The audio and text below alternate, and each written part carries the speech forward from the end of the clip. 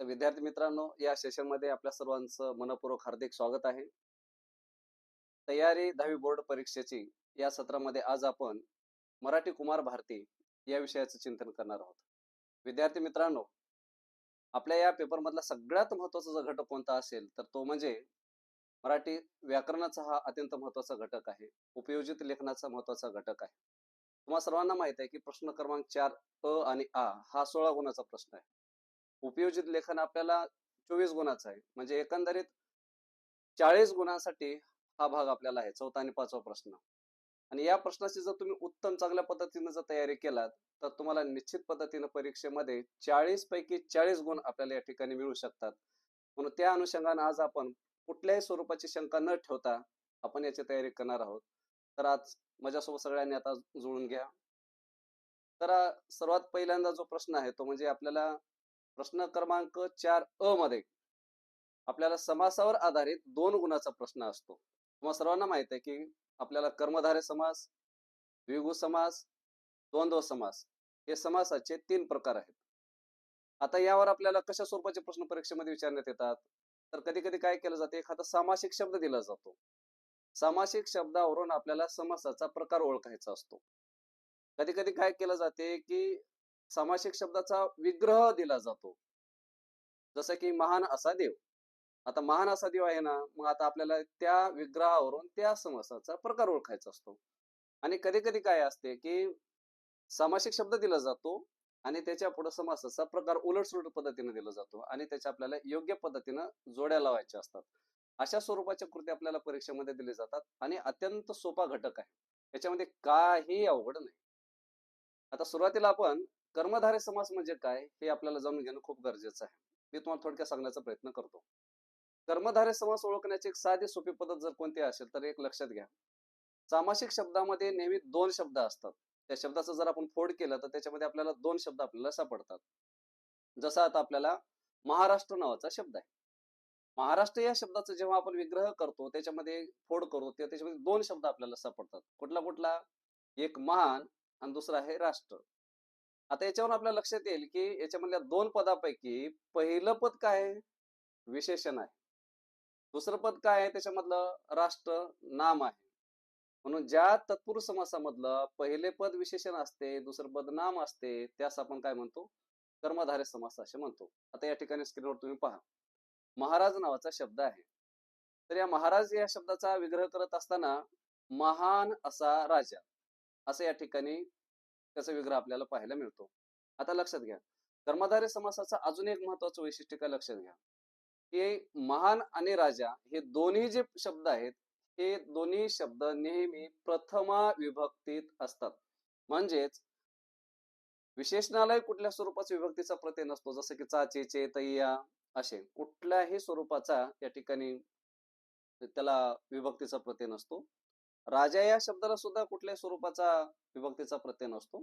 जसं की तुम्हाला अजून एक सांगतो, म्हणजे लक्षात येत नसेल तर, जर आपण राजवाडा नावाचा शब्द जर पाहिला तुम्ही, तर त्याचा विग्रह केल्यानंतर राजाचा वाडा म्हणजे षष्टी विभक्तीचा त्याच्यामध्ये प्रत्यय आहे. तसं या ठिकाणी कर्मधारय समासामध्ये दोन्ही पदाला कुठल्याही स्वरूपाचा विभक्तीचा प्रत्यय नसतो. म्हणजेच दोन्ही पद प्रथमा विभक्तीत असतात. जसं तुम्ही या स्क्रीनवर पाहू शकता, महान या शब्दाला कुठल्याही स्वरूपाचा विभक्तीचा प्रत्यय नाही, म्हणजे महान हा शब्द प्रथम विभक्तीत आहे. राजा या शब्दाला कुठल्याही विभक्तीचा प्रत्यय नाही. आणि सगळ्यात महत्वाचं म्हणजे काय, महान हा शब्द विशेषण आहे, राजा हे शब्द नाम आहे. आता महोत्सव पहा तुम्ही, महोत्सव या शब्दाचा विग्रह काय होतो? महान असा उत्सव. तुम्हाला लक्षात आला आता? हे बघा, उत्सव काय आहे? नाम आहे. महोत्सव काय आहे? विशेषण आहे. तर म्हणजे कर्मधारय समास लक्षात ठेवण्यासाठी साधी सोपी जर ट्रिक जर कोणती असेल तर काय, पहिलं पद विशेषण, दुसरं पद नाम, हे सगळ्यात महत्वाचं आहे. आता राजर्षी आहे. आता असे शब्द दिल्यानंतर बरेचदा काय होतात, विद्यार्थी थोडस गोंधळात पडतात. मग आता विग्रह करत असताना थोडस त्याची जमलिंग होते. तर अशा वेळेस काय करायचं, ऋषी सारखा राजा. राजा कसा आहे? ऋषी सारखा आहे. बघा तुम्ही, राजाचं स्वभाव वैशिष्ट्य किंवा राजाबद्दलची विशेष माहिती आपल्याला या पहिल्या दुसऱ्या शब्दातून सांगितलेलं आहे. याला उत्तरपद विशेषण असं या ठिकाणी म्हटलं जाते. आता सन्मान शब्द आहे बघा तुम्ही. आता इथं लक्ष द्या, सत्य असा मान. आता हा सन्मान शब्द कसा झाला? या ठिकाणी त जे आहे या त वर्गामधलं न पुढे चालून येते, ठीक आहे नाही, ही व्यंजन संधी आहे. आणि या ठिकाणी न आलेला आहे. सत्त असा मान, मान कसा आहे, सत्त आहे, चांगला आहे. अशा पद्धतीनं कर्मधारय समास हा जो आहे तो आपल्याला सहज साध्या सोप्या पद्धतीनं आपल्याला ओळखता येतो आणि खूप छान पद्धतीनं तुम्ही या प्रश्नाला सामोरं जाऊ शकाल, यात कुठल्या स्वरूपाची शंका नाही. आता तुम्हाला पुढचा जो प्रश्न आहे तो म्हणजे द्विगु समासाचं एक उदाहरण तुम्हाला परीक्षेमध्ये दिलं जाते. आता द्विगु समास आणि कर्मधारय समास याच्यामध्ये फार असा काही फरक नाही, फक्त काय आहे की कर्मधारय समासामध्ये काय होतं की पहिलं पद नाम होतं. आता द्विगु समासामध्ये पहिलं पद नामाच्या ऐवजी संख्या विशेषण असणार आहे आणि दुसरं पद काय असणार आहे, नामच असणार आहे. आणि याच्यामध्ये सगळ्यात महत्वाची गोष्ट काय तुम्हाला माहित आहे का, की याच्यातून समूहाचा बोध झाला पाहिजे. आता तुम्हाला एक उदाहरण सोपं सांगतो. उदाहरणामध्ये दशानन नावाचा शब्द आहे. समजा दशानन नावाचा शब्द जेव्हा आपण लिहितो त्यावेळेस त्याच्यामध्ये दश आणि आनंद, आनंद नाम, दश हे संख्या विशेषण. पण हे दोन यावेळेस अशा प्रसंगी आपल्याला त्याच्यातून समूहाचा बोध झाला का, तर नाही. दशानन या शब्दातून आपल्याला कोणाचा बोध होतो, रावणाचा बोध होतो. म्हणून या ठिकाणी अशी उदाहरणं आपल्याला द्विगु समासामध्ये घेता येणार नाही. द्विगु समासातलं सगळ्यात महत्वाचं वैशिष्ट्य काय की त्या पहिलं पद संख्या विशेषण असलं पाहिजे, दुसरं पद नाम असलं पाहिजे आणि सगळ्यात महत्वाचं वैशिष्ट्य जर काय असेल तर त्याच्यातून समूहाचा बोध झाला पाहिजे, एका गटाचा बोध झाला पाहिजे, त्यालाच आपण या ठिकाणी द्विगु समास म्हणतो. आता या ठिकाणी द्विदल नावाचा शब्द दिलेला आहे. आता सांगा बरं द्विदल या शब्दाचं उत्तर तुम्ही सांगा बरं काय होईल. हा, तर दोन दलांचा समूह, राईट, बरोबर आहे. तर या ठिकाणी द्वि म्हणजे दोन, दलांचा समूह. बघा या ठिकाणी समूह नावाचा जो शब्द आहे ना तो फार महत्वाचा आहे. म्हणून या ठिकाणी द्विगु समासाचा विग्रह करत असताना समूह नावाचा शब्द येणं क्रमप्राप्त ठरते. आता तीठ हा शब्द सांगा बरं, तीठ या शब्दाचा काय होईल विग्रह. हा, शाबास. तीन रस्त्यांचा समूह. बघा तुम्ही, रस्ता आहे नाम आणि हे तीन काय झालं, संख्या विशेषण आहे, बरोबर आहे. म्हणून ज्या सामासिक शब्दामधलं पहिलं पद संख्या विशेषण असते, दुसरं पद नाम असते आणि त्याच्यातून समूहाचा बोध होतो, त्याला काय म्हणायचं, द्विगु समास. अजून एक तुम्हाला एक साधं सोपं उदाहरण सांगतो. हे बघा पंचार्थी नावाचा शब्द आहे. पंचार्थी शब्दाचा जर आपण विग्रह केला तर पंच आणि आरती हे दोन शब्द आपल्याला पाहायला मिळतात. त्याच्यामध्ये आरती नाव आहे, पंच हे काय झालं त्याचं संख्या विशेषण आहे. तुम्हाला गोंधळात घालणारा अजून एक शब्द आहे बघा त्याच्यामधला, पंचवटी. बरेच जण काय करतात माहिती आहे काय, पंचवटी म्हणलं की ते 5 वाट्यांचा समूह असं काहीतरी चूक करण्याची शक्यता असते. म्हणून अशा स्वरूपाची लिखाणामध्ये चूक होऊ नये हे लक्षात घ्या. चौकोन 4 कोणांचा समूह, पंचशील 5 शिलांचा समूह. या प्रत्येक या चारही शब्दामुळे जे तुम्हाला स्क्रीनवर दिसत आहेत याच्यामध्ये थोडं जर बारकाईने तुम्ही पाहिलात तर पहिलं पद काय आहे त्याच्यामध्ये संख्या विशेषण आहे, दुसरं पद काय नाम आहे आणि सगळ्यात महत्वाची गोष्ट म्हणजे काय, त्याच्यामध्ये आपल्याला समूहाचा बोध या ठिकाणी झालेला आहे. आता द्वंद्व समास, तुम्हाला अजून एक शब्द येतो द्वंद्व समासाचं एखादं उदाहरण येते. तर द्वंद्व समास म्हणजे काय, ज्या सामासिक शब्दामध्ये दोन्हीही पद महत्वाचे असतात, जेव्हा त्याचा आपण विग्रह करतो तेव्हा त्याच्यातल्या दोन्ही पदाला अर्थ प्राप्त असतो, त्याच्यामधला कुठलाही घटक आपण वगळू शकत नाही, म्हणून त्याला आपण काय म्हणतो द्वंद्व. दोन्ही पद महत्वाचे आहेत. आता याच्यामध्ये प्रामुख्याने 3 प्रकार आहेत.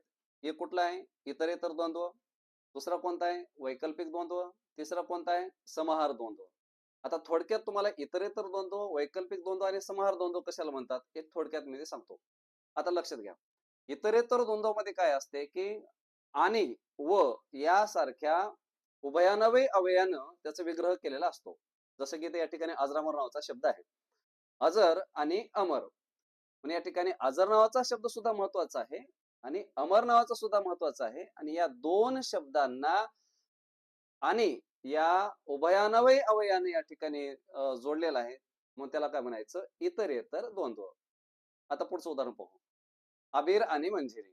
बघा कोणत्या शब्दांना जोडलेला आहे, आणि. आता बघा इंद्र आणि इतर देव. आता तुम्ही सांगा बरं हरिहर या शब्दाचा काय विग्रह होईल.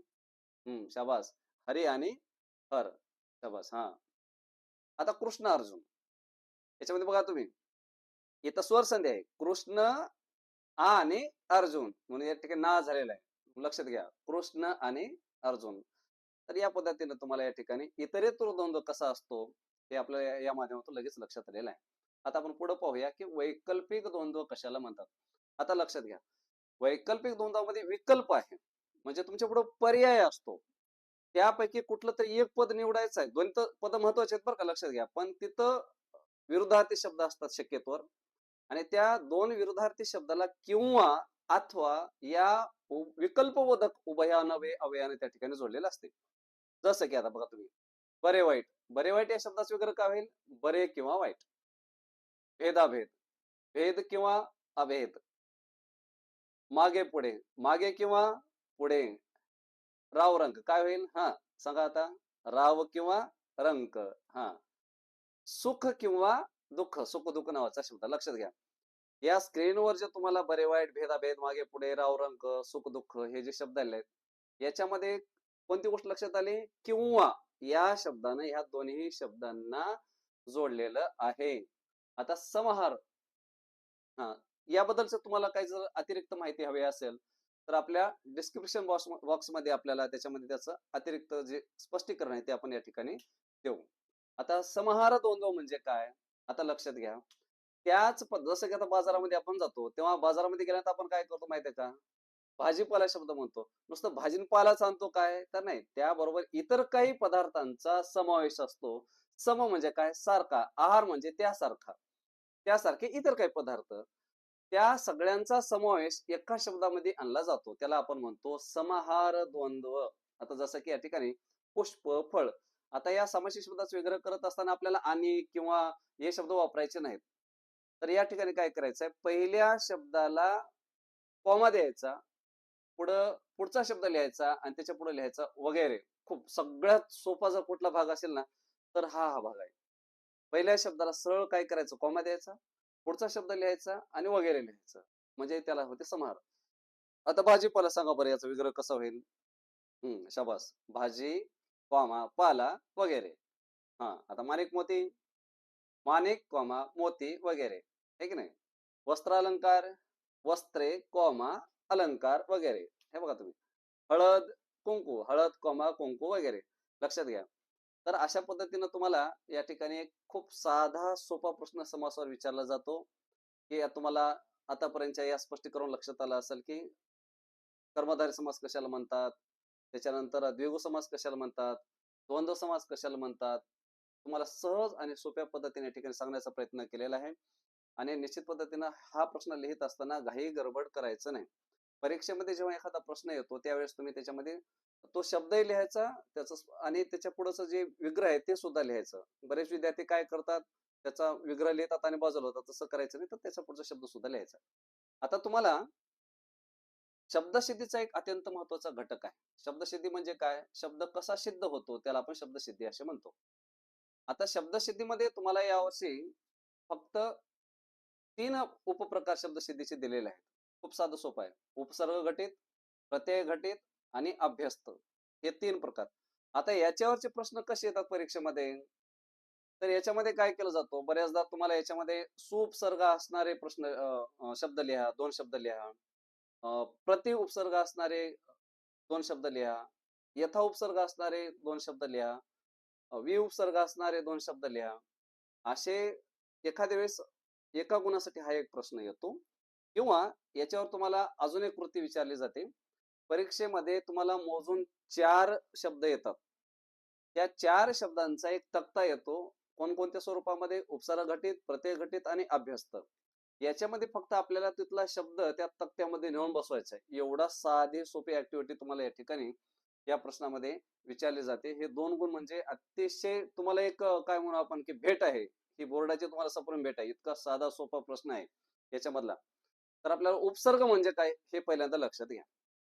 आता आपण या ठिकाणी स्क्रीनवर दिसत आहे तुम्हाला की उपसर्ग म्हणजे काय? मूळ शब्दाच्या सुरुवातीला जी अक्षरे येतात. आता एक लक्षात घ्या. आता मूळ शब्द म्हणजे काय? इथं लक्षात घ्या. इथं आपल्या समोर दिसत आहे सुविचार नावाचा शब्द आहे. या सुविचार नावाच्या शब्दामधला मूळ शब्द कोणता असणार आहे? विचार नावाचा शब्द आहे. तर त्या विचार नावाच्या शब्दाच्या सुरुवातीला सु हे आलेलं उपसर्ग आहे. उप म्हणजे काय? शब्दाच्या सुरुवातीला जी अक्षरे जोडून येतात त्याला आपण काय म्हणतो? उपसर्ग असं या ठिकाणी म्हणतात. लक्षात घ्या, शब्दाच्या सुरुवातीला म्हणालो मी. तर शब्दाच्या सुरुवातीला या ठिकाणी जेव्हा शब्द जोडून येतात तेव्हा आपल्याला सहज पद्धतीने लक्षात येते की सुविचार नावाचा जो शब्द आहे तो म्हणजे काय असणार आहे? आता उपसर्ग घटित शब्द आहे. आता प्रगती नावाचा शब्द पहा. याच्यामध्ये जर आपण विचार केला तर गती नावाचा त्याच्यामधला काय आहे? मूळ शब्द आहे आणि त्याला हा उपसर्ग लागलेला आहे.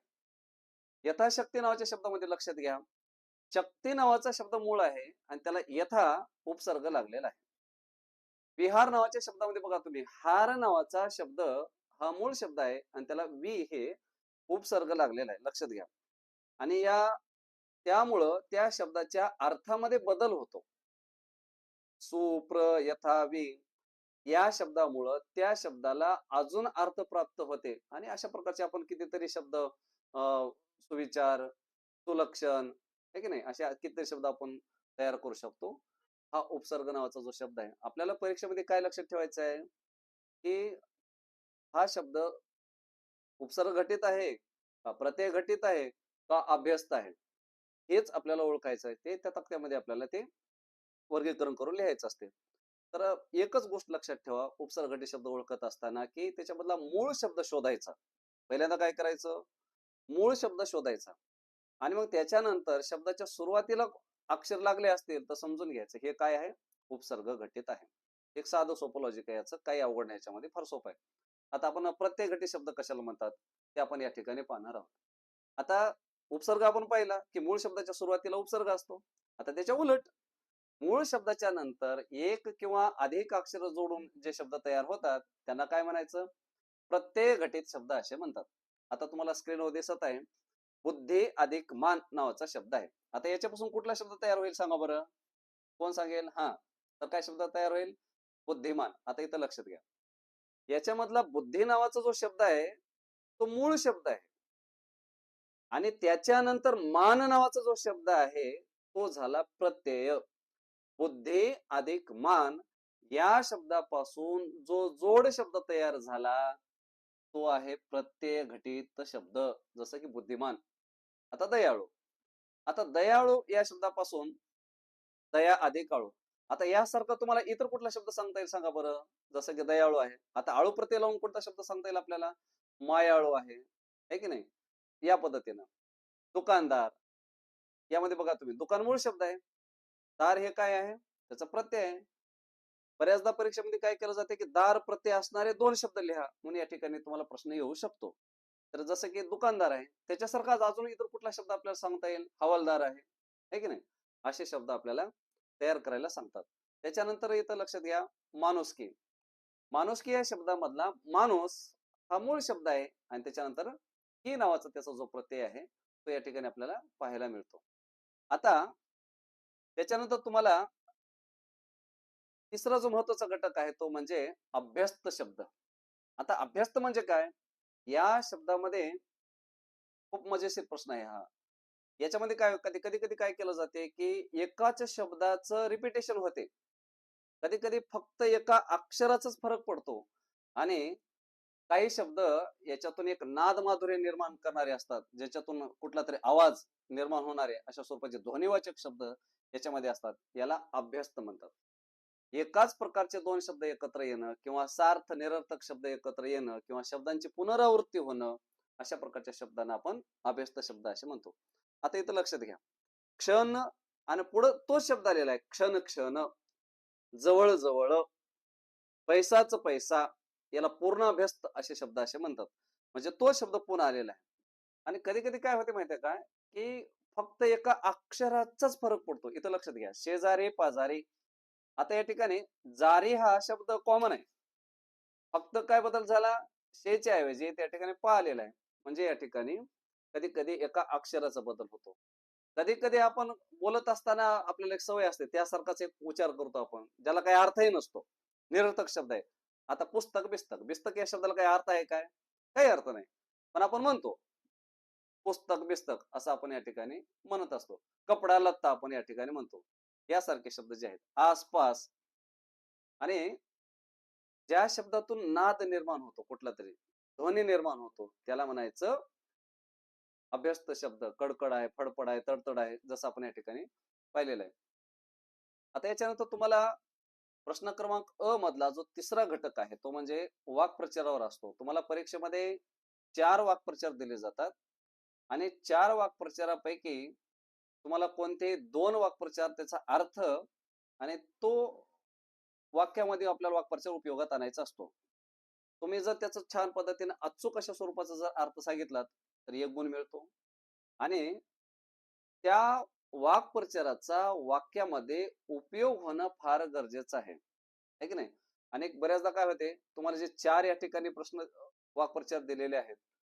तर एखाद्या वेळेस काय करतो आपण, की थोडं लिहायला कंजूसपणा करतो. 2च लिहितो आणि पुढे होतो. बऱ्याचदा काय होते माहिती आहे काय? एखाद्या वेळेस आपलं एखादी चूक होऊन जाते अनावधानानं. म्हणून त्याच्याकरता परीक्षेमध्ये 4ही वाक्प्रचार लिहायचे. 4हीचा अर्थ लिहायचा, 4हीच्या वाक्यात उपयोग करायचा. किती वेळ जाणार आहे याचा फार तर 1-2 मिनिटं. पण 1-2 मिनिटाकडे जर आपण दुर्लक्ष केलं तर आपले 2 मार्क जातात हे लक्षात घ्या. म्हणून कधीही लक्षात घ्या, की आपण वाक्प्रचाराचा अर्थही लिहायचा आणि बरेचदा काय होते माहिती आहे का विद्यार्थी अ, वाक्प्रचाराचा खरं तर वाक्यामध्ये उपयोग करायचा असतो. विद्यार्थी काय करतात? वाक्प्रचाराचा वापर न करता कधी-कधी त्याचा अर्थच त्या वाक्यामध्ये लिहून ठेवतात. अशा स्वरूपाची चूक होऊ शकते. आता कशी होऊ शकते? आता लक्षात घ्या. माथेरानचा डोंगर चढताना काकांना काडीचाही त्रास झाला नाही. आता काडीचाही त्रास झाला नाही. काडीचाही त्रास न होणे म्हणजे काय? अजिबात त्रास न होणे हा झाला त्याचा अर्थ. याला 1 मार्क पडला आणि काडीचाही त्रास न होणे हे या ठिकाणी वाक्यात उपयोग करण्यात आलेला आहे. म्हणून या ठिकाणी सहजतेने आपल्याला हे वाक्य लिहिता येते. म्हणून इथं लक्षात घ्या, की वाक्प्रचाराचा वाक्यामध्ये उपयोग करण्यात आलेला आहे. बऱ्याचदा विद्यार्थी काय करतात? अनावधानानं ते त्या वाक्प्रचाराचा अर्थच लिहून ठेवतात आणि त्यामुळे परीक्षकांना त्या ठिकाणी इथं संधी सापडते, की तुमचे मार्क कापण्यासाठी. म्हणून या ठिकाणी ती सुद्धा आपल्याला संधी सोडायची नाही. आता आकाश ठेंगणे वाटणे. आता किती मस्त आहे बघा, मजेशीर आहे, की एखाद्या परीक्षेमध्ये आपल्याला खूप छान पद्धतीने यश मिळालं, तर आपल्याला प्रचंड आनंद होतो. तर आपण त्या ठिकाणी आकाश ठेंगणे झाले असं आपण म्हणतो. स्कॉलरशिप परीक्षेत जिल्ह्यात प्रथम आल्यामुळे नेताला आकाश ठेंगणे वाटले. बघा बरं इथं वाक्प्रचाराचा अर्थ न वापरता तर वाक्प्रचारच त्या वाक्यामध्ये या ठिकाणी वापरलेला आहे. कित्ता गिरवणे. आता बघा तुम्ही कित्ता गिरवणे म्हणजे काय? सराव करणे. धाकट्या भावाने आपल्या मोठ्या भावाच्या कार्याचा कित्ता गिरवला. ठीक नाही? उमेदीनं जगणे, जिद्दीनं जगणे. आता त्याचा वाक्यामध्ये उपयोग करायचा. ऐन गरिबीतही रामू उमेदीनं जगला. तर बऱ्याचदा काय होते? ऐन गरिबीतही रामू जिद्दीने जगला. असं वाक्य विद्यार्थी लिहितात. तर त्या ठिकाणी चूक होण्याची शक्यता असते. म्हणून पुन्हा-पुन्हा मी तुम्हाला सांगालो, की वाक्प्रचारामध्ये वाक्यात उपयोग करत असताना अर्थ उपयोगात आणायचा नाही, तर त्याचा वाक्प्रचार आपल्याला उपयोगात आणायचा आहे. आणि याच्या तयारीसाठी तुम्ही लक्षात घ्या, की तुमच्या पाठ्यपुस्तकामध्येच वाक्प्रचार तुम्हाला येतात. प्रत्येक पाठामध्ये जेवढे वाक्प्रचार आहेत, त्याचे खूप छान पद्धतीने एका पेजवर त्याचं लिहून काढा आणि त्याचे अर्थ पाठ करून ठेवा. आता तुम्हाला प्रश्न क्रमांक 4 आ मध्ये शब्दसंपत्तीवर 4 गुणासाठी एक महत्वाचा प्रश्न आहे. याच्यामध्ये काय समानार्थी शब्द आहेत, विरुद्धार्थी शब्द आहेत, वचन आहे, शब्दसमूहाबद्दल शब्द असतो किंवा बऱ्याचदा एखादा शब्द दिला जातो. त्या शब्दापासून आपल्याला अर्थपूर्ण शब्द तयार करायचे असतात. याच्यापैकी एक 4 कृती आपल्याला परीक्षेमध्ये येते एक-एक गुणासाठी, जे अत्यंत महत्वाचे आहे. आता समानार्थी शब्द आता याची तयारी कशी करायची लक्षात घ्या. तुमच्या कवितेचे शब्द असतील किंवा पाठामधले शब्द असतील, शक्यतोवर तेच शब्द आपल्याला येतात किंवा तुम्हाला 8वी स्कॉलरशिपचं जर तुमच्याकडे पुस्तक असेल, तर या प्रश्नाची तयारी करायला तुम्हाला खूप मदत होणार आहे. 8वी स्कॉलरशिपच्या पुस्तकामध्ये जेवढे समानार्थी शब्द आहेत, तेवढे एकदा नजरेखालून घाला. म्हणजे तुम्ही ते वाचून घ्या. म्हणजे तुम्हाला त्याची मदत होईल. आता परीक्षेमध्ये तुम्हाला गोष्ट नावाचा समानार्थी शब्द आलेला आहे. तर हा शब्द विद्यार्थी काय करतात? कथा, कहाणी, हकीकत हे लिहितात. बरोबर आहे. पण गोष्ट नावाचा शब्दच लिहित नाहीत. म्हणजे परीक्षकाचा या ठिकाणी गोंधळ उडतो. म्हणून उत्तरपत्रिका लिहित असताना गोष्ट नावाचा शब्द लिहायचा आणि त्याच्या पुढं बरोबरचं चिन्ह द्यायचं आणि कथा, कहाणी हा शब्द लिहायचा. आलं लक्षात? उणीव, कमतरता, घर, हे नाही, गृह, सदन, निकेतन, आलय, उत्साह, स्फूर्ती. हा, बऱ्याचदा काय करतात माहितीये काय? हे स्फूर्तीसारखे जे शब्द असतात, जोश लिहिता तुम्ही किंवा काहीतरी कुठलं ते इंग्रजी भाषेमधला शब्द वापरता, तर त्या ठिकाणी तशी चूक करायची नाही. औत, नांगर, कमळ, पद्म, अंबुज, सरोज, नीरज. कष्ट, मेहनत, परिश्रम, हे की नाही. हिंदी बऱ्याचदा काय होते, हिंदी भाषेचा प्रभाव, इंग्रजी भाषेचा प्रभाव आपल्यावर असतो आणि आपण काय करतो की त्याच अर्थाचा इतर भाषेमधला शब्द त्या ठिकाणी लिहितो. तर परीक्षक अशा शब्दांना ग्राह्य धरत नाहीत. हे सगळ्यात महत्वाची गोष्ट तुम्ही लक्षात घेणं गरजेचं आहे. आता विरुद्धार्थी शब्द, ठीक नाही, हा सुद्धा एका मार्काला प्रश्न आहे. ताजे, तीक्ष्ण, धीट, है की नाही. तर याचे अर्थ: ताजे, शिळे, तीक्ष्ण, बोथट. धीटचं काय? भित्रा, प्रकाश, अंधार, तम, प्रगती, अधोगती, प्राचीन, अर्वाचीन, है की नाही. तर या पद्धतीनं तुम्हाला जे शब्द दिलेले आहेत, तर त्या शब्दांचं आपण या ठिकाणी काळजीपूर्वक वाचन करा आणि दोन्ही शब्द लिहा. शब्दही लिहायचा आणि त्याचा विरुद्धार्थी शब्द समोर लिहायचा. आता इथं तुम्हाला वचन बदला येते, वचन ओळखा येते, यासारखे शब्द येतात. आता मीचं काय होईल? आम्ही होईल. घरचं घरे, है की नाही. आईचं आया, बाई बाया. इकारांत जे शब्द असतात त्याचं काय होते? याकारांत होते. ढग ढग. आता काही असे काही शब्द असतात की त्याचं वचन दोन्ही मध्ये सारखंच असते. ढग ढग. जसं मूर्ती मूर्तीच असते. देव देव, आकारांत, आहे की नाही. सण सण. आता खेडे. आता आपण काय करतो माहिती काय? अशा जागी विद्यार्थी 100% चुकतात. आपल्या ग्रामीण भाषेमध्ये आपल्याला खेड म्हणायची सवय असते आणि आपण काय करतो माहिती काय? तो खेड नावाचा शब्द आपल्याला एक वचनी वाटते आणि आपण त्याचं वचन बदलत असताना खेडे करतो आणि आपल्याला असं वाटते की तोच शब्द आपला अनेक वचनी आहे, पण तसं नाही. तर खेडे या एक वचनी शब्दाचा खेडी हे त्याचं अनेक वचन होते. आता बघा तुम्ही, असे शब्द कोणकोणते आहेत? तळे नावाचा शब्द. आपण काय म्हणतो गावाकडं? तळ. पण इथं चूक होते. मग आपण काय करतो? तळ करतो वचन बदलामुळे. पण नाही. तळे हा मूळ शब्द आहे.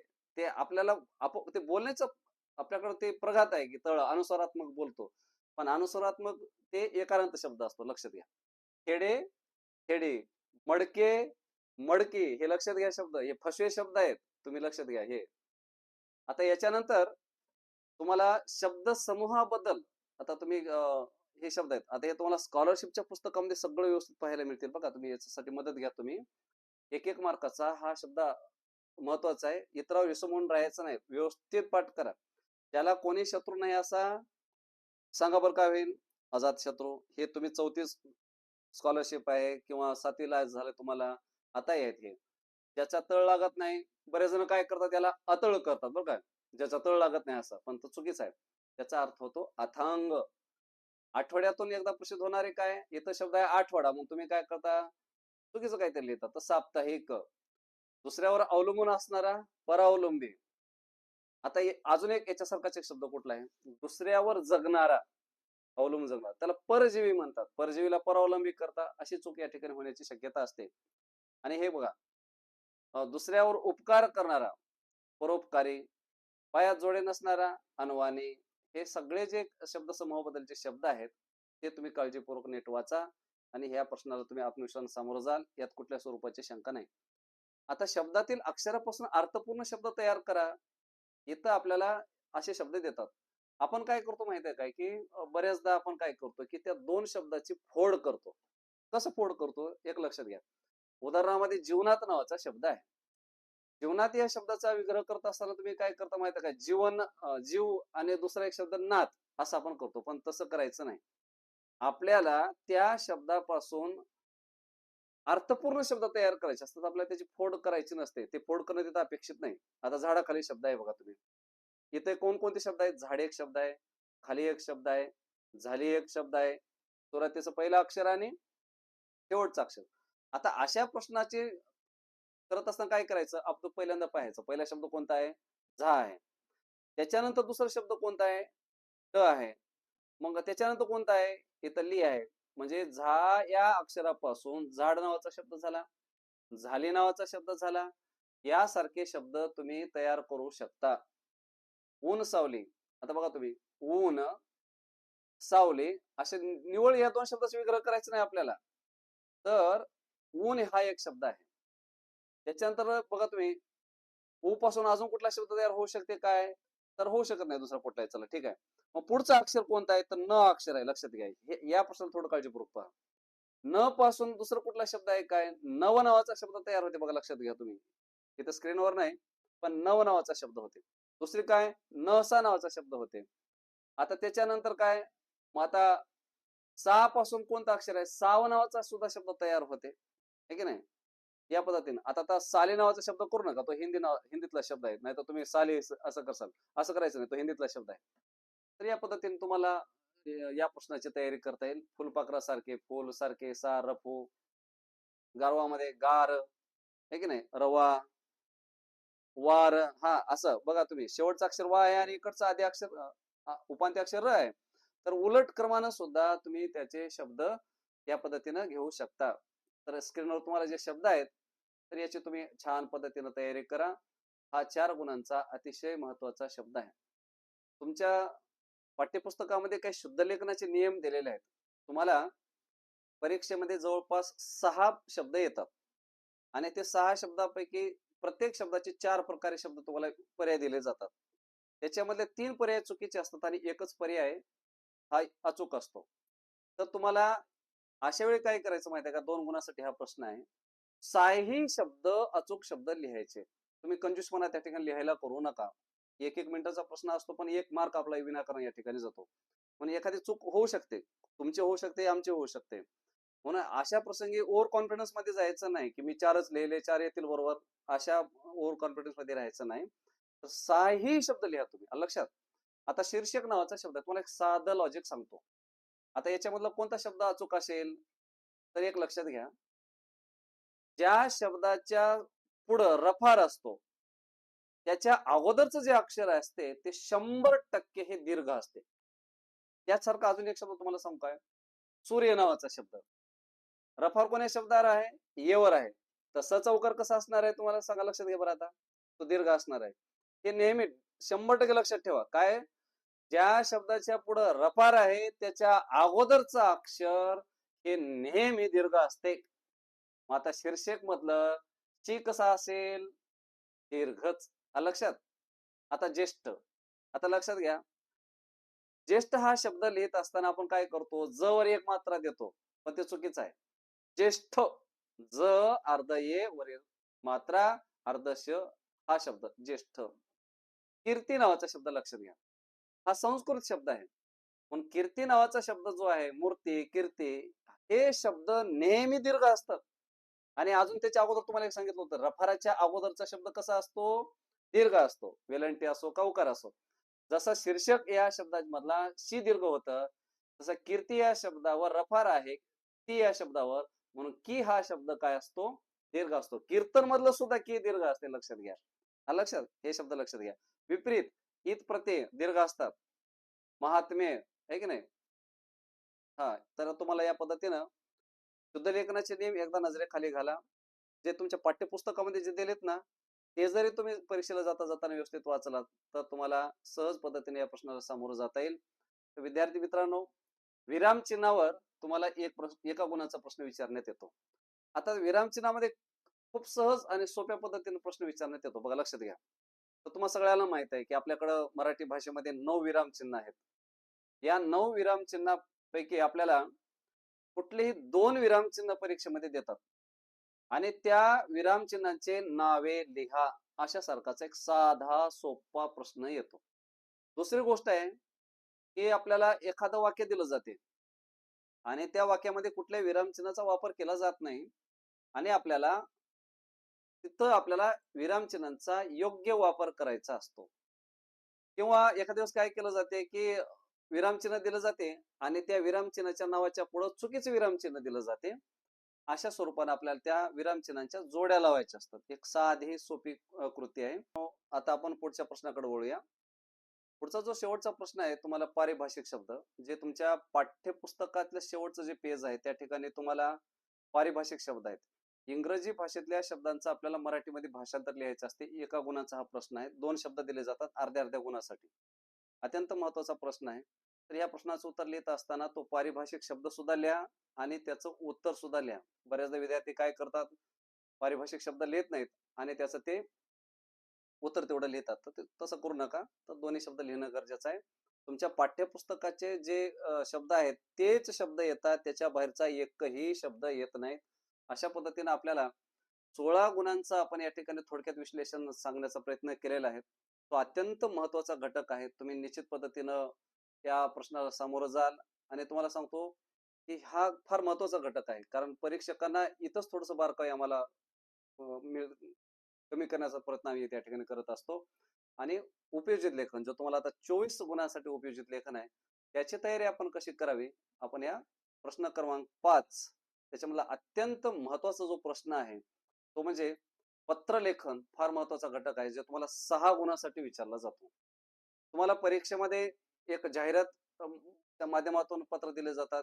तुम्हाला पत्र माहीतच आहे की आपल्याकडे औपचारिक पत्र आणि अनौपचारिक पत्र अशा स्वरूपाचे पत्र 2 पत्र तुमच्याकडे असतात.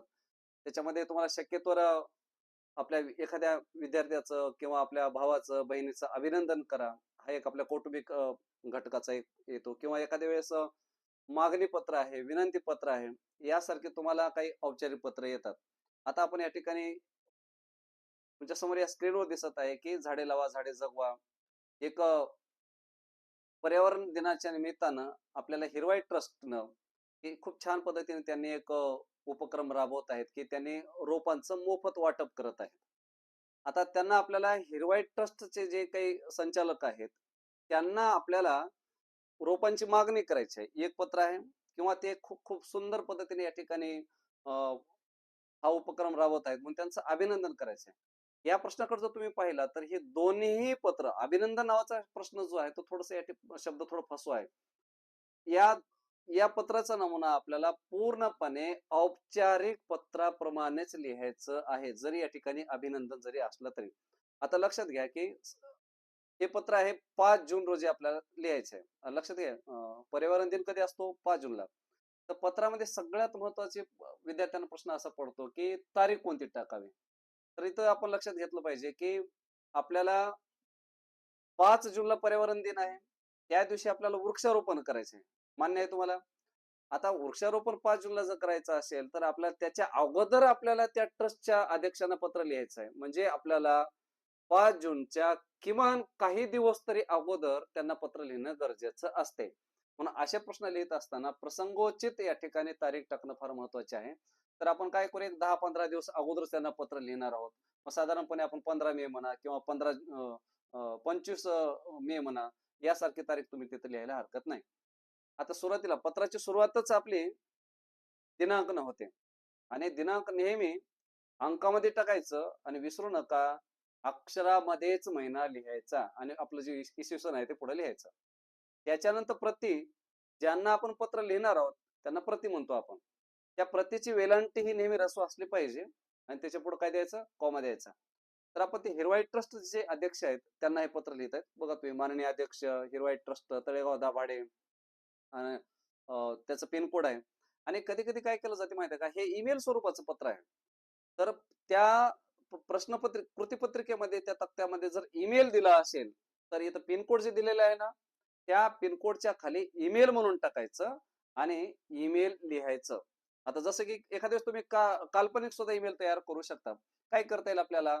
hirwai@gmail.com अशा स्वरूपाचे तुम्ही काल्पनिक ईमेल सुद्धा तुम्ही त्या ठिकाणी ऍड करू शकता, काही चुकत नाही.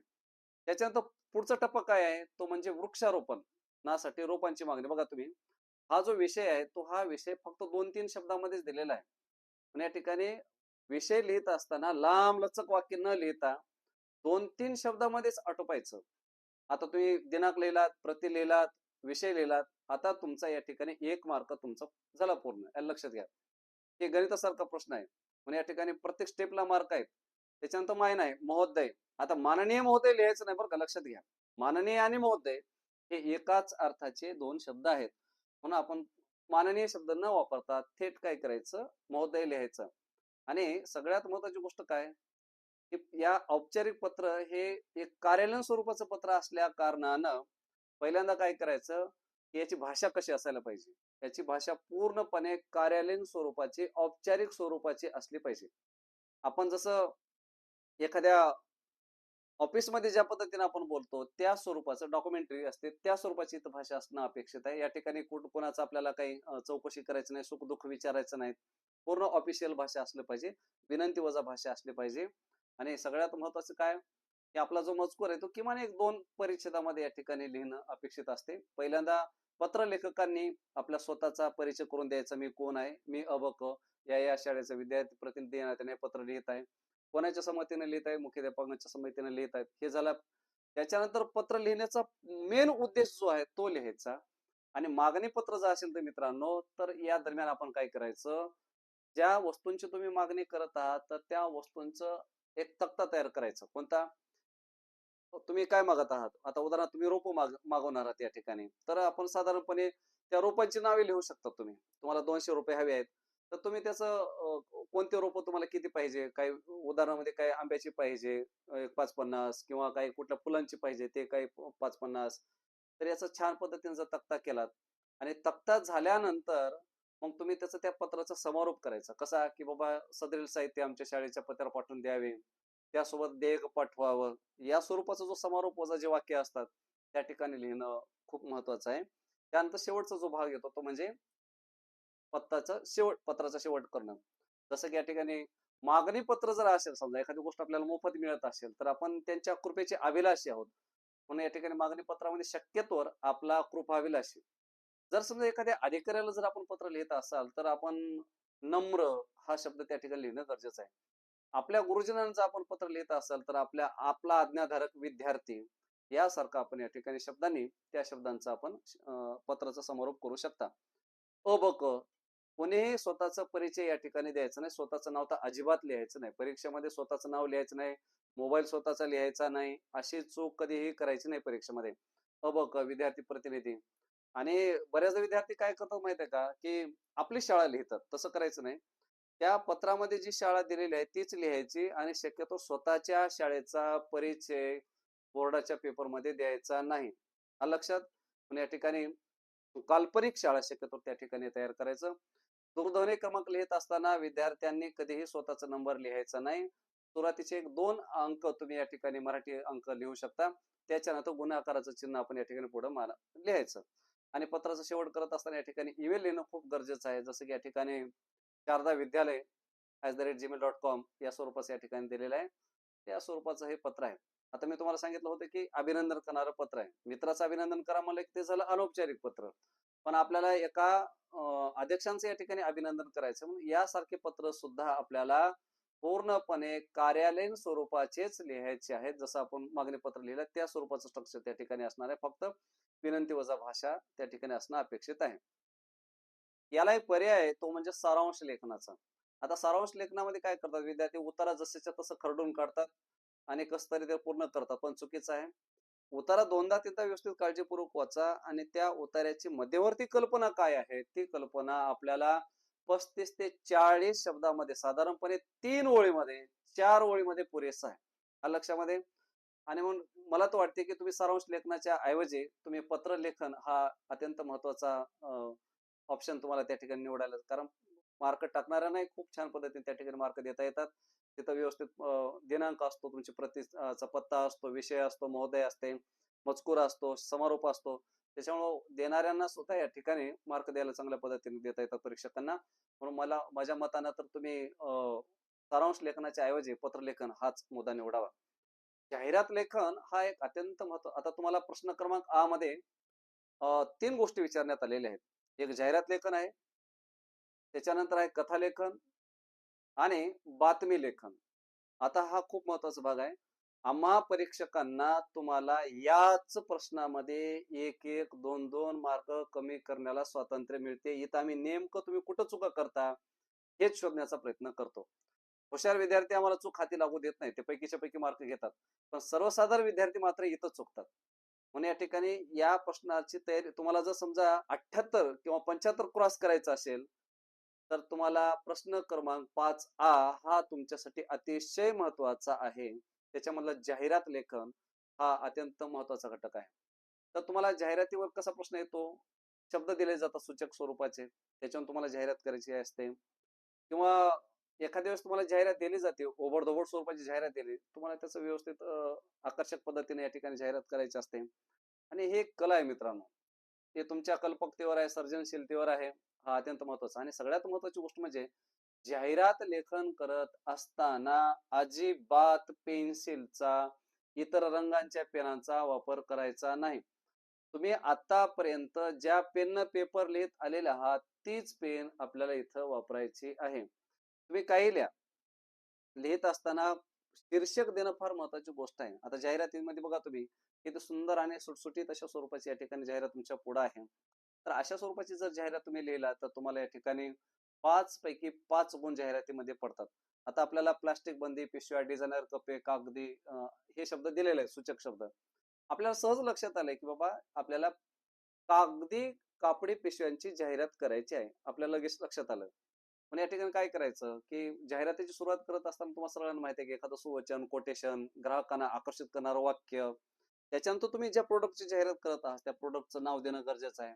त्याचं वैशिष्ट्य देणं गरजेचं आहे. त्याच्यावर काही ऑफर आहे का? आणि सगळ्यात महत्त्वाचं म्हणजे शेवटी काय, त्याचा पत्ता हा महत्त्वाचा आहे.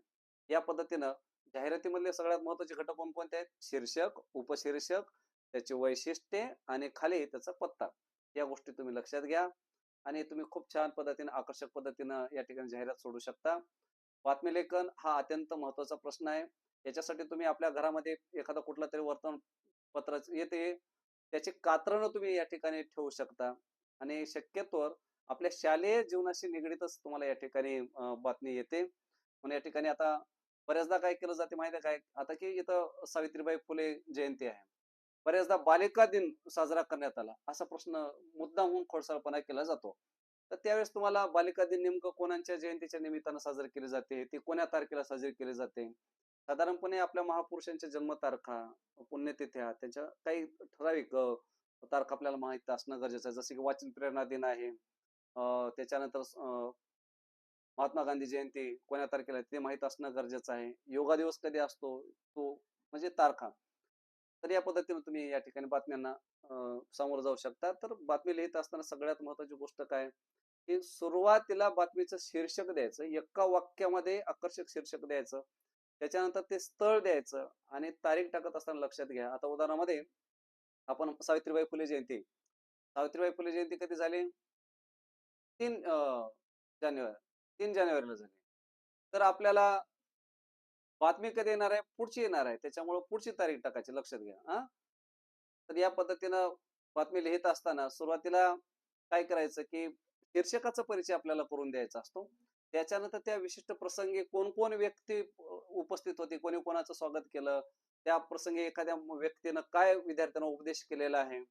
या पद्धतीनं दुसऱ्या परिचितामध्ये ते सगळ्या गोष्टी लिहिणं खूप गरजेचं असते आणि सगळ्यात महत्त्वाचं म्हणजे कुठल्याही सांस्कृतिक कार्यक्रमाला अध्यक्ष असतात, त्याचं कोणीतरी सूत्रसंचालन केलं असते किंवा तो कार्यक्रम यशस्वीतेसाठी इतर कोणतरी त्यांनी परिश्रम केलेले असते.